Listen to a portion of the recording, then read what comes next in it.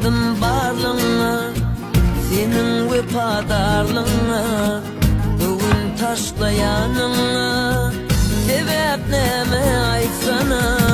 Bugün yardım barlığına, senin vefadarlığına, bugün taşlayanına, sebep neme aytsana.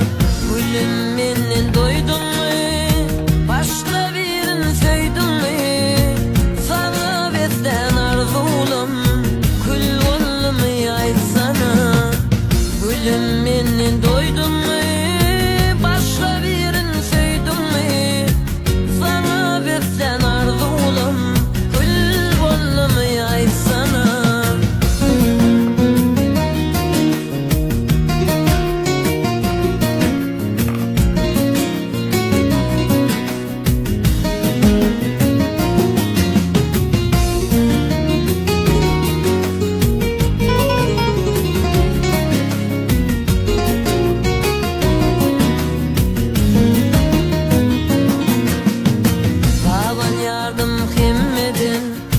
Şeydir yanım sevgiden, binne olsa dünyadan, gideyim mi aytsana.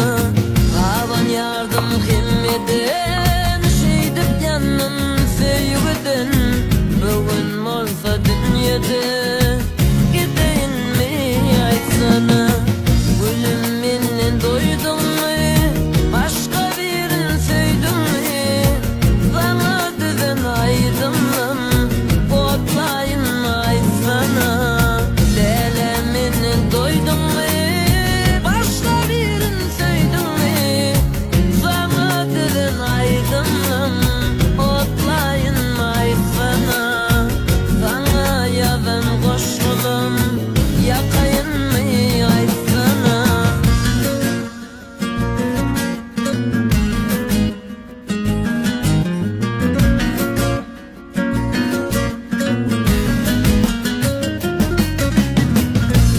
yaşabilem o, ağlayarın gülüm o, bundan artık bolunu, öleyim mi aytsana.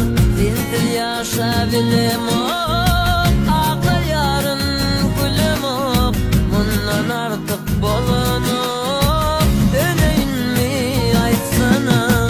Gülüm menden doydun mu?